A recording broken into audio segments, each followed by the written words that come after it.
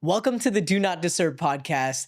This is the podcast where we block out the noise, lock into our craft, and we keep building. Because remember, the journey is the dream. And I'm super excited today to have Patrick Klein, a good friend, a partner on the podcast today. And we really dig into what it means to build a business, what it means to build a team, and a little bit about his journey. I'm super excited to get in with this conversation. My name is Sujay Mehta. I'm an entrepreneur, investor, and hotel owner. And welcome to the Do Not Disturb podcast. Let's get it.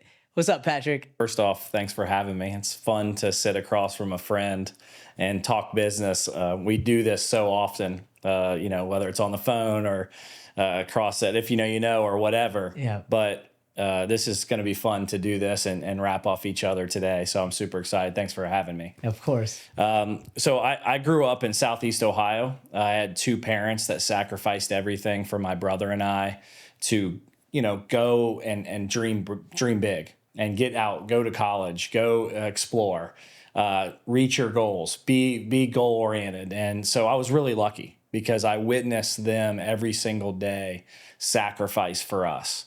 And so when I got to that moment, that was a lot, on me to make sure that I performed. And so went to Ohio State. I went from a big fish in a very, very tiny, small pond in Appalachian, Ohio, along the river, to a very small fish in a ginormous pond. And so I had to really figure it out. And so that was where the entrepreneurial spirit really came about.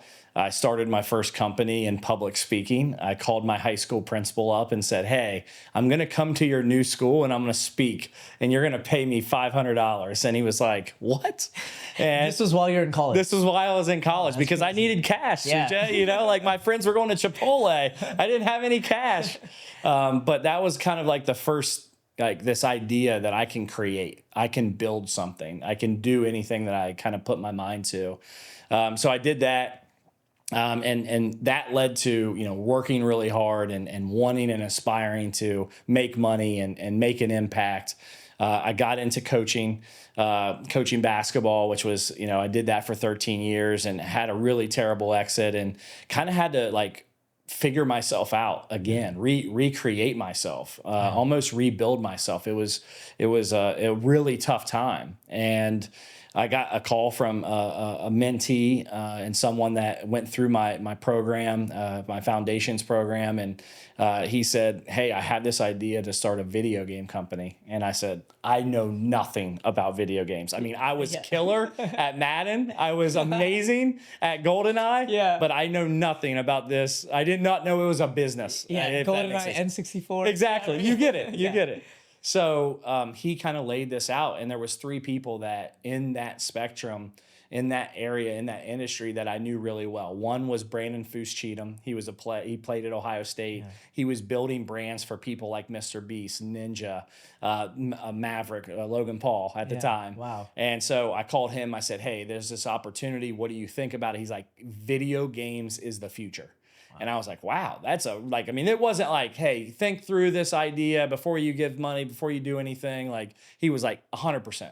Yeah. The second one was a lady by the name of Lori Baldwin, and she ran the Ohio State kind of video game area. They had just invested. I had no idea. They had just invested millions and millions of dollars to build a video game kind of department and a major and a video game esports team and facility. So I was blown away by that. And then the other one was somebody that was a family friend, and they had been in the space. And again, it was just validation after validation about validation. Like, okay, maybe this is it. Yeah. So I started working day to day, and it was an amazing experience to build something that impactful. Matt Benson, the founder, he was 21 years old at the time. He's just a brilliant, smart visionary. And so being able to be alongside of him with a little bit more gray hair or no hair in my case was really nice to be like, okay, I want this guy to win. Yeah. And to see how he moves and operates and how he's doing this, it was really inspiring to me, even being an older guy. Yeah. And what was your role with this company? So at the time, I was advising when I first started. He was Yeah. like, "Hey, can you just give me a couple days?" Yeah. And I was like, "I don't know what I'm gonna do next." I was really into real estate. I was really into a lot of things. You know, just kind of how I am now. Entrepreneur. Yeah. And so I ended up doing it a couple days, and I fell in love with it and started doing it every day. Yeah. And so I became the chief strategy officer at eFuse, the second largest owner in the company, and really just helped grow it to about 65 employees when I stepped aside and started coaching founders, because I knew that there was a lot of Matthew Bensons out there, and I hoped that I could be in association with them, because what I learned from Matt and what I was able to also teach him about building systems, about people, about growing teams, about building culture. Yeah. I wasn't sure if anything in my coaching background would translate. And it was amazing to see how much it actually did translate into the business world. So that's really was like that inspiration and that fire that's like, I want to be around these people all the time. Yeah. No, you said something that that I kind of want to touch on a little bit. You said that you were hoping that there were more Matthew Bensons, right? So what is it that you're looking for in a founder? Like now you have an accelerator group, Yeah. all these other things, which we'll get into. But you know, that decision to kind of step away and say, hey, I'm going to find more of these. What quality, what principles, what values are you looking for in a founder to kind of lead a company like that? It's a great question, and something that I think about all the time, right? Yeah. When you have a venture studio, that finding the jockey is the most important thing. Yep. Betting on a jockey is kind of how your gut tells you what to do. But to talk a little, let's take a step back and talk about qualities. First off, they're very similar to athletes. They're type A. Yeah. And type A athletes, when you're at the highest level, they are motivated from within. They don't need anything else to motivate them. So they have this drive that's internal, that they see something bigger than themselves. They see a future very clearly of what they want in life, and they go get it. Yeah. So that's the first thing. The second thing is that they're core valued. They're very much focused and they're very clear on their core values, because what you realize through time, and I've realized it because I've failed in this area a lot and had to figure it out as I got older, is that when you're really steadfast in your core values, there's not a lot of things that can shake you, and there's not a lot of things that can get you to quit. And a lot of this is perseverance. In the entrepreneurial way, you know, there's good days, there's bad days, there's rainy days, and there's quitting days. Yep. And we cannot quit. Yeah. And that's the way to win. And so that's a big piece of the puzzle. And then they do a great job of communicating the status quo. That's what I actually learned that term in this setting from my partner Will Zell, who's an amazing founder himself, and we'll talk more about that. But the status quo, when you think of great entrepreneurs, they're able to tell you exactly what is happening right now, and then exactly what the value propositions that they're going to bring that's going to knock the door off or go take over an industry. Yeah. So that's really, those are the things that kind of got it. And then they have to be great-hearted people. Because you can't build teams, you can't build culture if you can't lead with love. And I think that's something that not a lot of people look for. But what I've seen through time, it's those people that are magnets. They attract elite talent.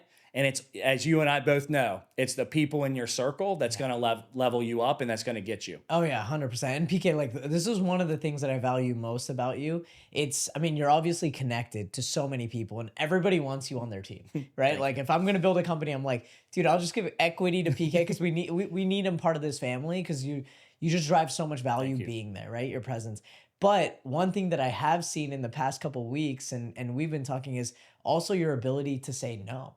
Right. And to recognize, like, hey, it's not even just this founder. Maybe there's one or two leaders here that work, but the GP team or the whole structure, like it's not built to succeed, or maybe it's just not a right fit for you. And Last week when we were talking, you talked about the colors that you had. Yeah. And so to take it to the next level, right? We talked about like the founder and what they have to have. And I'm guessing it's a little bit about red, right? 100%. So tell us a little bit about your color scheme that you Yeah. have and how that works. I think wish it that's was beautiful. mine because Yeah. I'd probably be more wealthy. But it actually came, it's called Personalysis. And I was introduced to it from a coach named Scott Burkale. Scott's a well-known coach in the business community here in Columbus and nationally. Yeah. But Personalysis is, think of it as a Myers-Briggs, but business focused. And what it tells you, it breaks down the personality that you have in 3 levels. And the one that most matters to me, and I think that I think translates to business and team building, is the lower level, which is how, the first 2 are like, how do I communicate and how do you like to be communicated with, which is really important when you're building teams. But the bottom one is, what do I do when things are stressed and tough? How do I respond?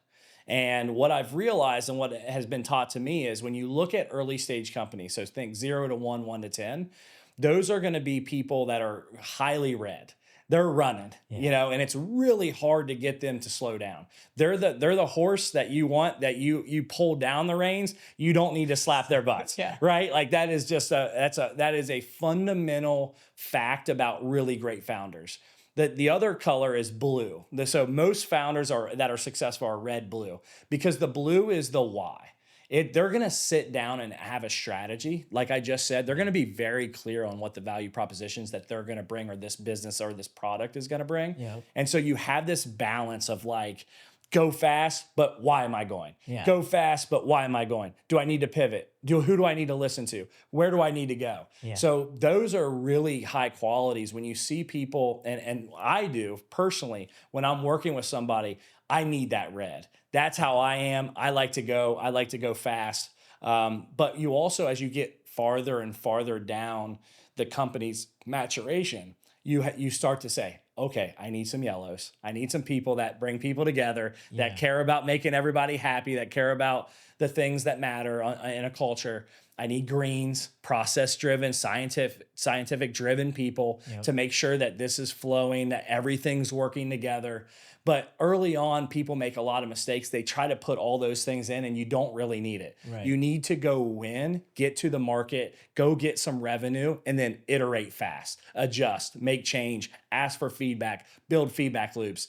This stuff gets me excited, as you can tell. No, and I love it. And we're already putting it in use. Like I learned about this from you, right? You were the messenger for me. And I feel like, the last week I've been thinking about it so much and just even like introspecting about my business and how it's composed. And, I'm obviously the red, like I'm like, go, go, go, similar to you, but I'm trying to put the process people together, the people who can communicate, can tie all the threads together. And so this has even been helping me. So I think it's going to be a big value for people that are watching this and looking to build businesses or grow and scale, eventually exit, I think it's very important. So, so you mentioned that it's really important, when things are stressed, when things are hard.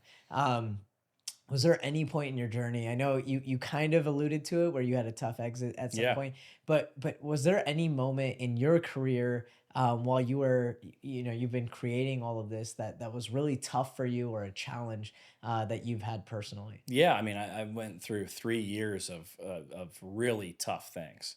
I lost my job. Which was devastating. It was shameful. It was devastating. 13 years of doing something that you love and building to the best of the best, and having to lose that is a very shameful thing. And it also, made you. I'm a big believer that God, whomever your God is, you're made in the valley, right? And being able to pick yourself up in darkness is a trait that's really important. It's something that's hard, but you have to face the fire. And as hard as it was, facing the fire has made me better, has made me closer to the core values. It's brought me closer to my life partner and giving that. And so you start to see that as it's the valley, that those things matter. And it's those tough moments. I lost my father during COVID, and it was tragic. And so to see what that did to our family, the sadness that that invoked, what we have to, to step up for our mom who sacrificed everything. Yeah. It's hard. And so you have life happens. That's what's great about business is that we're doing this with humans. Yeah. This is real life.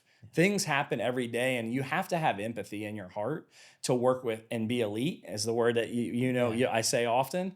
And so these moments make you, and making sure that that empathy is what leads you, making sure that you can look back retroactively and say, what did I do wrong? Yeah. Where am I missing? Where am I off my core values?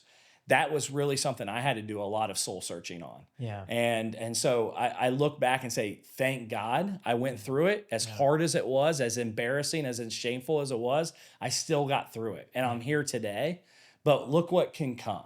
And if I stick to this and I stick to the vision that I have and the hard work, you can do anything. Yeah. So I really believe that. No, that's awesome. And so many times in our life, I feel like we get caught up in the day to day, especially with like Google Calendar. Like Sunday night, I'm just looking and it's stacked, right? Like back to back to back. It's Wednesday now and you're just running. You're trying to catch up from what you didn't get done on Monday, Tuesday. Yep. You're trying to finish the week strong.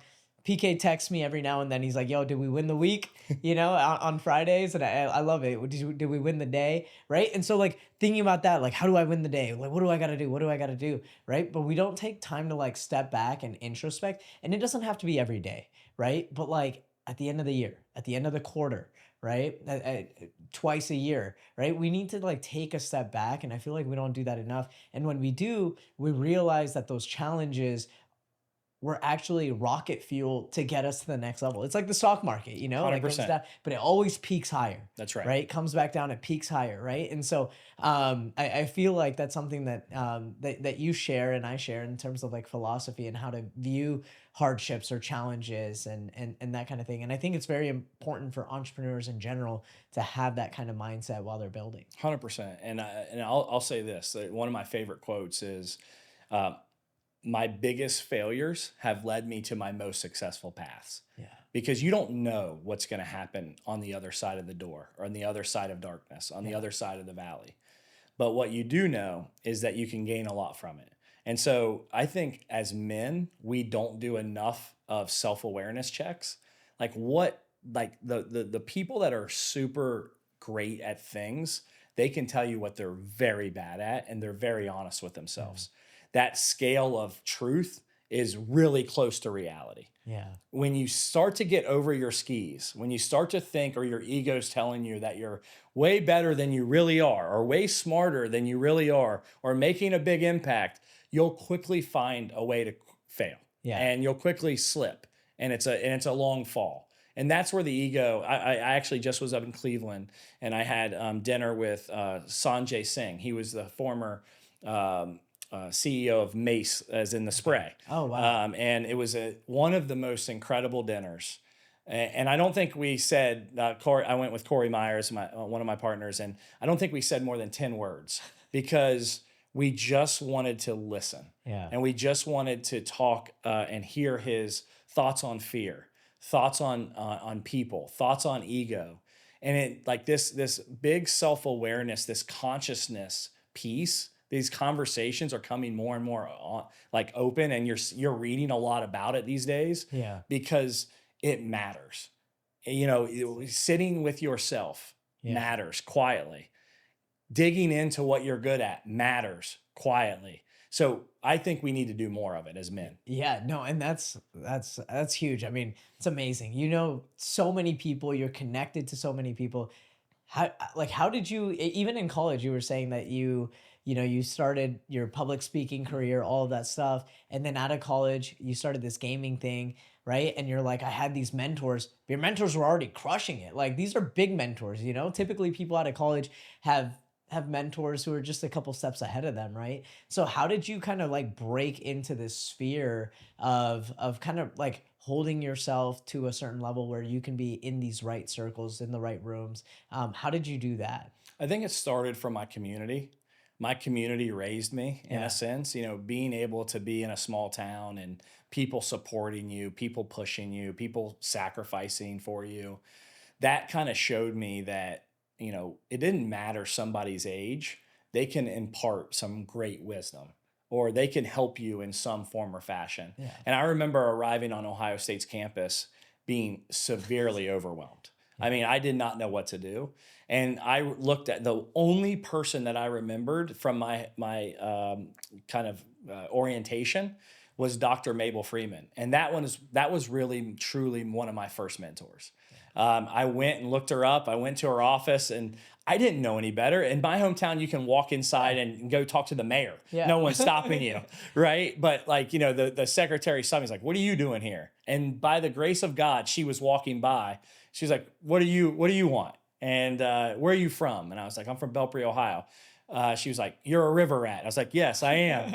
And she just welcomed me in. And by the time I left that meeting, she had gotten me into a new living and learning program. She had connected me with a job in the building and enrollment.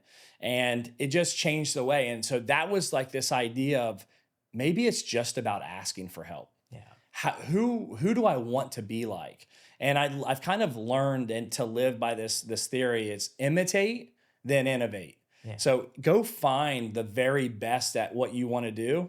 Go imitate what it is that they do, but you can't be them. They're them in their own way, their personality, what got them there. You can't be that. Yeah. So you have to innovate it to fit you. To fit your mold. That's right. Yeah. And your personality and your core values. So there's a lot of things you can go watch somebody do something and be like, "Oh, I want to do that." But then you go try it and you can't, right? Yeah. So that you have to fix it to fit you at that time. And as you get better and better, you can get to that level. Yeah. So I really have always believed in going and asking for help. I didn't care who it was.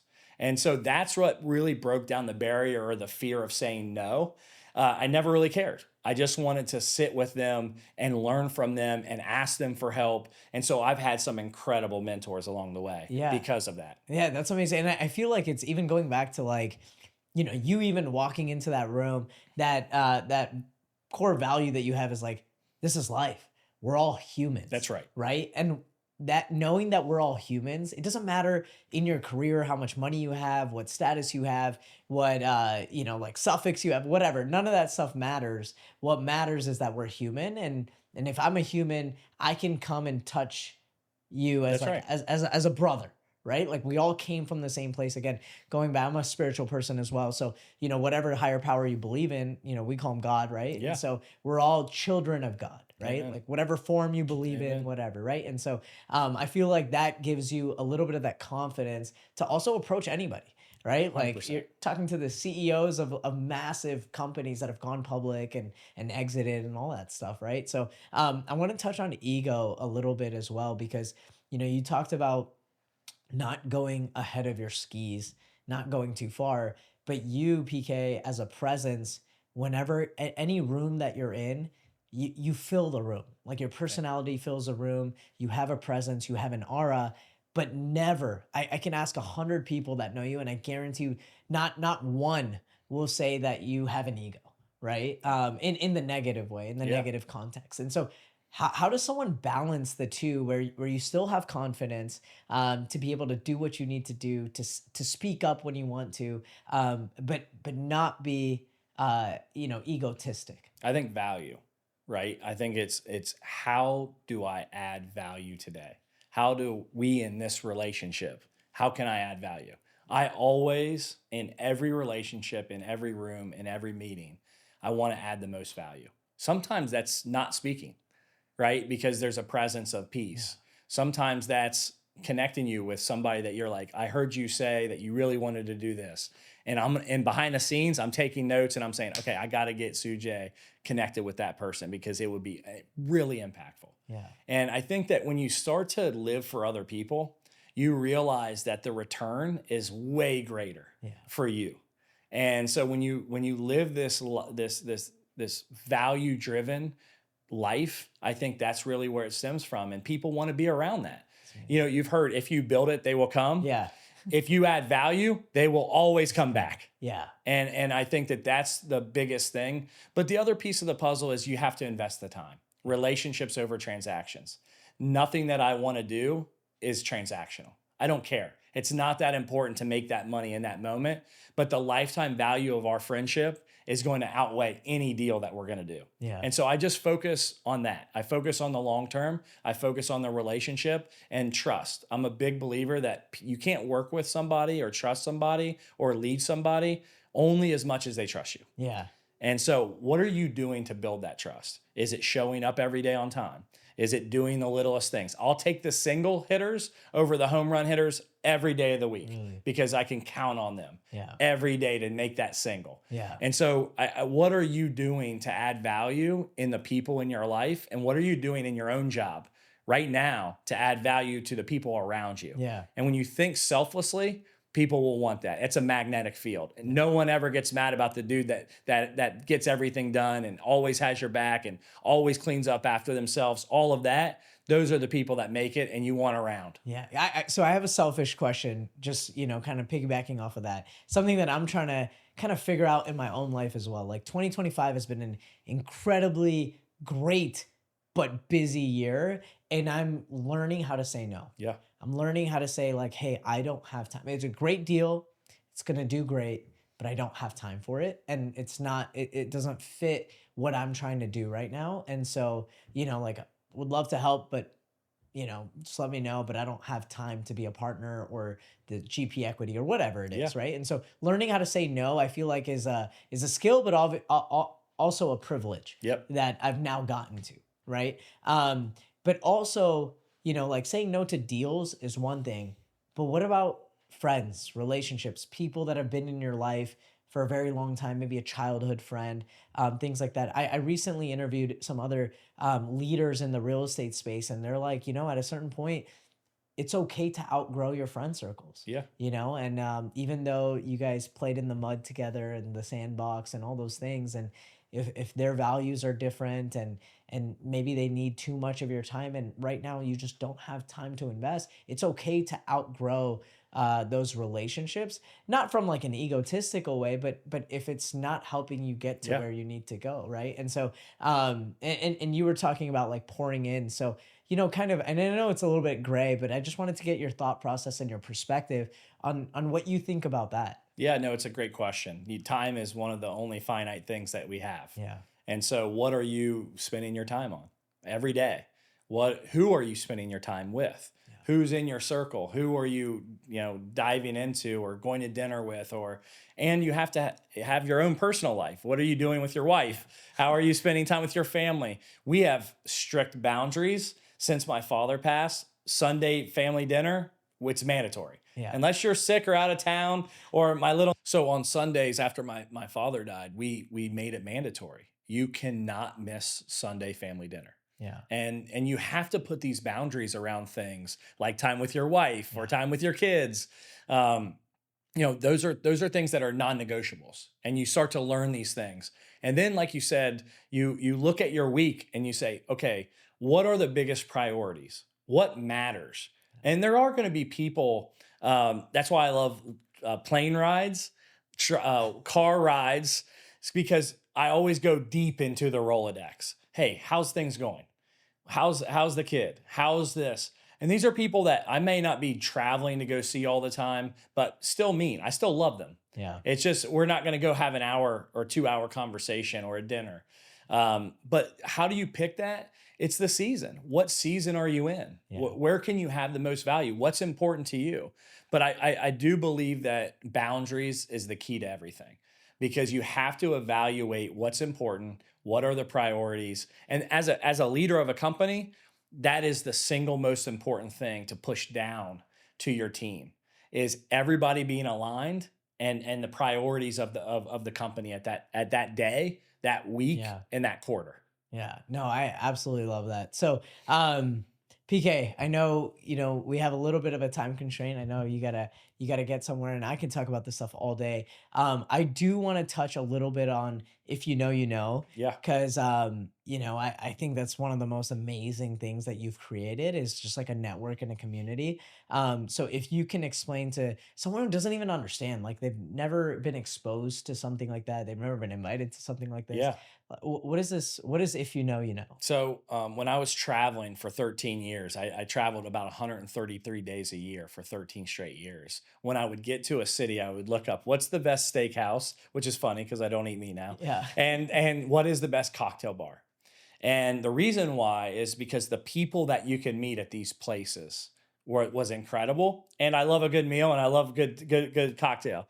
So I would take notes. Oh man, this is super incredible. So, you know, Paradiso in Barcelona was a speakeasy that it was showed out as a sandwich shop, and you walk through the refrigerator into this beautiful bar, top 5 bar in the world. Yeah. So you start to see these things that are like, man, this makes a lot of sense. I was over in London talking with one of our investors at eFuse, and he brought me to a place called Annabelle's, the most famous private, members-only private club. Wow. And so when you walk into this space and you see the people, the types of people, the business that's getting done, the conversations are happening, it just kept on registering in my head like, this is an opportunity. This can bring people together. This can give people privacy. A lot of the people at the highest end, they want privacy. Mm-hmm. And being around the people that they can trust and select, that's a big deal. Yeah. So honestly, come 2021, I was like, okay, I need to find a spot for my own office. I saw this 1908 building in the Short North, beautiful building. And I went in, I was like, hey, do you have an office space? They're like, yes. And so I'm walking out and I'm seeing all this empty space. And I'm like, man, this is in the best location in the whole city of Columbus. Yep. Why wouldn't I take all of this? So I went back and said, hey, what would it be to just, take this whole hallway? And he was like, a crazy low number. And I was like, I'll take it. I almost wanted to sign that day because I was like, he's going to go back and be like, I'm crazy for this. What did I do? Yeah, I didn't ask my advisor. yeah, exactly. So I end up getting a space, and then it just kind of hit me. What can I do with this space? And that's when Annabelle's came up. So we created a private members club in the heart of the Short North. It provides a place for athletes, former athletes, business leaders, tech leaders, venture capitalists to come to work like a Soho House. If you've never been, one of the greatest places across the world. Great idea, great business flow, great people to come in, and then at night people can bring their own alcohol. They can have meetings. They can have an event. That's what brings people together. And so it's been honestly, some of the people that I've met has been incredible. But I will tell you the thing that's been most impactful in my heart. We had a wine tasting event for some Burgundy wine, which is my favorite. And I'm sitting in the back because we're sold out. And I'm sitting in the back, and I witnessed 2 members who in zero form or fashion would ever know each other. Yeah. One's in venture capital and one's a doctor, and very different from different parts of the city, from different parts, introduce their wives to each other. And he says, "Oh, this is the guy that I'm building the house with, or doing the real estate deal with." And my mind was blown because that would have never happened if it wasn't for that. Yeah. And that is some powerful stuff. That is the ripple effect of your work. Yeah. That should be how we think about everything that we do. What is the legacy that we're going to leave? What's the ripple that this could have on people? And that's why giving back and bringing people together is so important. Yeah, and you said it right, like bringing the value. Like you bring the value, bring people together, and things always come back, right? So if you build it, they will come. That's right. Yeah, I love it, dude. No, if you know, you know is like one of the most amazing things I think for me this year is like that I am now a part of because of Thank you PK's for being a member. invitation. No, of course, and I actually talk about it with. Sorry, it's not a secret anymore, but I'm talking about it with all my friends. I'm like, and incredible members. Are the community is incredible, right? Yeah. And I mean, am I allowed to drop some of the big? Please don't. Okay. Some athletes, though. How Yeah. about that? Yeah. You see them on Some Sundays. major people. Yeah, you see them playing in the league. Yeah, and we're talking to PK about like growing this and making it nationwide, right? And doing it across different states. Think he's opening another one in Tampa. Yeah, okay, Yeah. cool. I was like, I don't know Yep, if you yep, yep. say that too. Yeah. So yeah, so it's expanding and the community is going to continue to grow. So I think it's absolutely amazing. No, this is great. PK, if we were to take all of this stuff away, if Vessel, your resume, you take it all away, who is PK? I'm a builder. And when you're a builder, you have to build a great team around you, and you have to build great things that add value and change the world. And that's what I want to be known as. I read a book that kind of changed my life. It was called The $1 Trillion Coach, and it was a story about Bill Campbell. He was a college football coach that moved out to Silicon Valley in the heart of Silicon Valley's ascension. Yeah. And every single person wanted Bill Campbell to be on their board, be their coach, because he was honest. He held them to a different standard that no one around them really held them because they were the boss. He told them the truth, and he brought people and fought for people to do things the right way. And you're talking about big names, Steve Jobs, Sergey Brin, all of them wanted them to be a part of it. And when I read that, it really spoke to me. I want to be that for the Midwest. I want to be the person that people come to when they need something, it could be an ear, it could be a job, it could be an introduction, it could be help. Yeah. And that's what I want. When it's all said and done, if I can do that, then I know that I can help make heaven full. Yeah. And I can continue to do something that I love doing. I love to work. Not a lot of people love to work. I love it. I wake up every day stoked to get out and go have the meetings, go work with my team and build things. That's who I am. No, that's absolutely amazing. And PK, you're gonna have to come up with something else soon, because already in Ohio, I feel like you're already that person. Thank you. And very soon in the Midwest, and you're gonna have to expand on that very soon. So I'm really excited to kind of see where you go from here. If somebody wanted to get in touch with you, if they wanted to reach out, they wanted to ask you to become a mentor, what's the best way to get in touch with you? Yeah, I mean, email me, pk@buildvessel.com. I'll give you my email. It's something that I put out there because ask. There's nothing that can happen. And what we're trying to do at Vessel is bring people together, build some really cool stuff in the tech space. And our team is doing some really awesome stuff. You've seen the business hops that we're doing, which is based on mentorship. So if you're from Columbus, Cleveland, Cincinnati, we're growing to Pittsburgh, Detroit, and Louisville this year. This is a great event to come and meet amazing business leaders, get the mentorship, have curated conversations. Some of us aren't great networkers. Yeah. And I think that that's the biggest thing. Like, a lot of people get a lot of anxiety walking into those events.